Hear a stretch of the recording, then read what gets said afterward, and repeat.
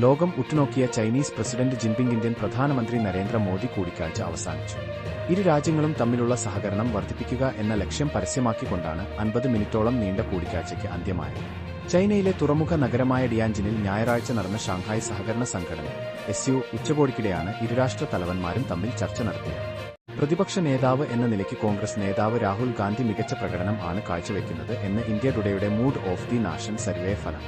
സർവേയിൽ പങ്കെടുത്ത 50% ആളുകളും രാഹുൽ ഗാന്ധിയുടെ പ്രകടനം മികച്ചതാണ് എന്നാണ് അഭിപ്രായപ്പെട്ടിരിക്കുന്നത്.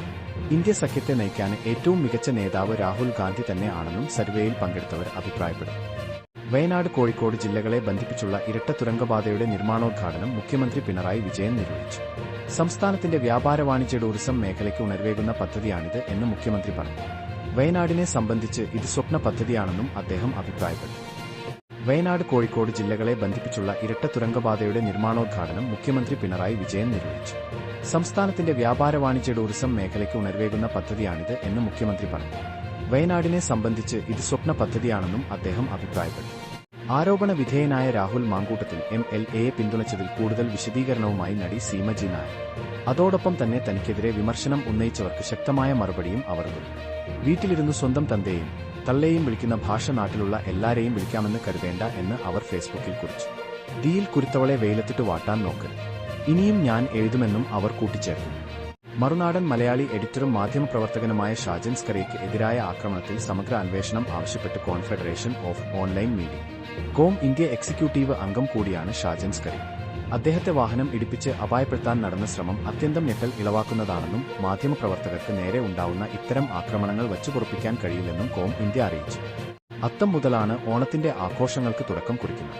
10 ദിവസം നീണ്ടുനിൽക്കുന്ന ഈ ഉത്സവം പരമ്പരാഗതമായ ഒട്ടനവധി ആചാരങ്ങളാൽ സമ്പന്നമാണ്.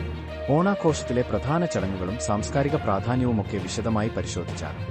ബിഗ് ബോസ് മലയാളത്തിന്റെ 7 സീസണുകളുടെ ചരിത്രത്തിൽ മത്സരാർത്ഥികളായി എത്തിയ ആദ്യ ലെസ്ബിയൻ കപ്പിൾസ് ആണ് ആദിലയും നൂറയും. തുടക്കത്തിൽ ഒറ്റ മത്സരാർത്ഥികളായിരുന്നു ഇരുവരുമെങ്കിലും പിന്നീട് ബിഗ് ബോസ് ആദിലയെയും നൂറയെയും 2 മത്സരാർത്ഥികളായി തന്നെ പരിഗണിക്കുകയായിരുന്നു.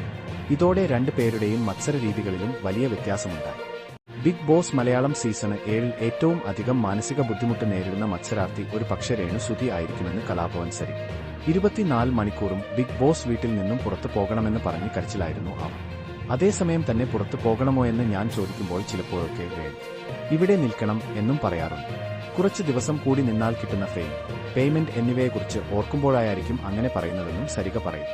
തൃശൂരിലെ ലുലുമാൾ നിർമ്മാണം വിവാദത്തിലായതിനിടെ സുപ്രധാന ഇടപെടലുമായി ഹൈക്കോടതി. ലുലുമാൾ പദ്ധതിയിൽ ഭൂമി തരം മാറ്റിയ RDയുടെ ഉത്തരവ് ഹൈക്കോടതി റദ്ദാക്കി. ഭൂമി തരം മാറ്റാനുള്ള ലുലു ഗ്രൂപ്പിന്റെ അപേക്ഷ വീണ്ടും പരിഗണിക്കണം എന്നും ഹൈക്കോടതി നിർദ്ദേശിച്ചു. ഇത് സംബന്ധിച്ച വിഷയത്തിൽ 4 മാസത്തിനകം RDO തീരുമാനമെടുക്കണം എന്നാണ് ഹൈക്കോടതി പറഞ്ഞിരിക്കുന്നത്.